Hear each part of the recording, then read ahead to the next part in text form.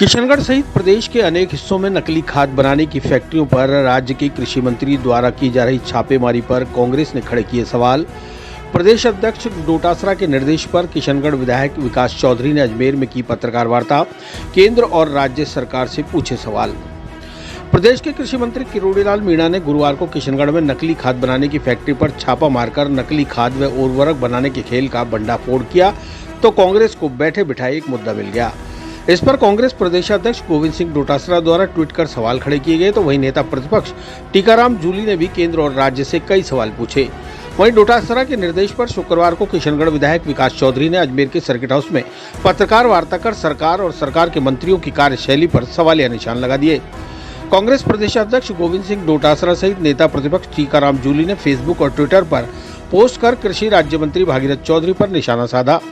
टीकाराम जूली ने लिखा कि देश के कृषि राज्य मंत्री और भाजपा के विधानसभा प्रत्याशी के क्षेत्र में बन रही नकली डीएपी खाद, ये रिश्ता क्या कहलाता है। गोविंद सिंह डोटासरा ने लिखा, सोचिए जब केंद्रीय कृषि राज्य मंत्री के संसदीय क्षेत्र किशनगढ़ में ही नकली डीएपी खाद का धंधा जोरों पर हो और किसानों के साथ विश्वासघात किया जा रहा हो तो बाकी देश में क्या हाल होगा। वहीं दोनों नेताओं की पोस्ट पर किरोड़ीलाल मीणा ने भी पलटवार किया है। उन्होंने कहा कि ये पिछले राज के कबाड़े हैं, इस पर राजनीति नहीं होनी चाहिए।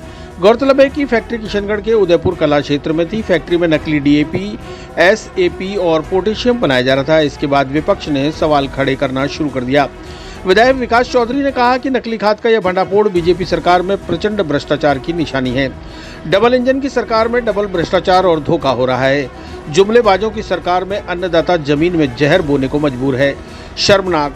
सरकार को जांच करवाकर दोषियों और कमीशनखोरों पर सख्त से सख्त कार्रवाई करनी चाहिए।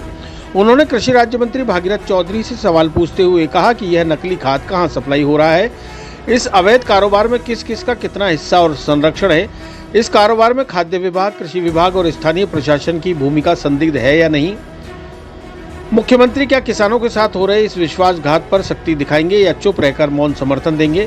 क्या सरकार इस डीएपी से किसानों के खराब हुए खेतों का मुआवजा देगी। क्या केंद्र सरकार अपने राज्य मंत्री की मिली भगत की जांच करेगी। ऐसे कई सवाल हैं जिनके जवाब सरकार और उनके मंत्रियों को देने होंगे।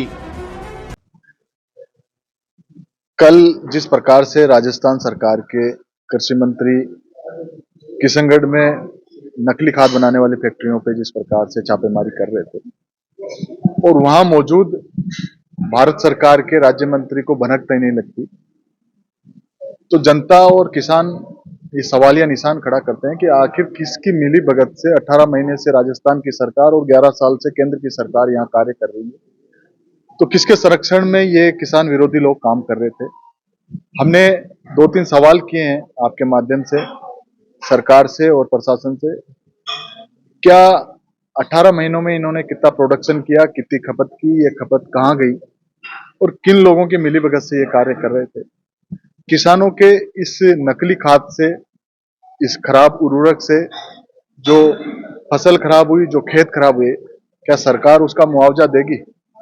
और क्या सवाल इन महत्वपूर्ण सवाल की इनको संरक्षण देने वाले लोगों पर सवाल सरकार कार्यवाही करेगी।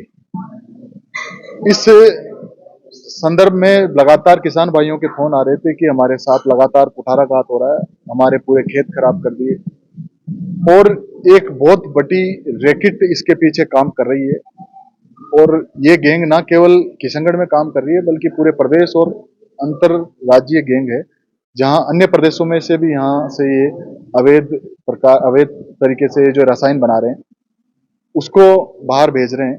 तो निश्चित तौर पर इस कार्य को लेकर हमारे प्रदेश के यशस्वी प्रदेश अध्यक्ष डोटासरा जी, हमारे राजस्थान विधानसभा के नेता प्रतिपक्ष आदरणीय डोटासरा जी ने ट्वीट किया, आप मीडिया बंधुओं से आपसे बात की और इस विषय की गंभीरता को समझते हुए उन्होंने आज हमें यहाँ भेजा है। हमारे सम्मानीय जिलाध्यक्ष आदरणीय विजय जी जैन और तमाम वरिष्ठ कांग्रेस जनों के माध्यम से हम ये बात जन जन तक पहुंचाना चाहते हैं और किसान को न्याय मिले। एक तरफ तो 2022 में मोदी जी ने कहा कि 2022 में किसानों की आय दुगनी करेंगे, दूसरी तरफ ना किसान सम्मान निधि मिल रही है और किसानों को इस प्रकार का उर्वरक देकर किसानों की फसल को खराब करने का, किसान के खेतों का काम करने का काम भारतीय जनता पार्टी के लोग कर रहे हैं। ये सवालिया निशान हम आपके माध्यम से सरकार पे, प्रशासन पे खड़ा करने आए कि प्रशासन क्यों मौन था, किसकी मौन स्वीकृति थी।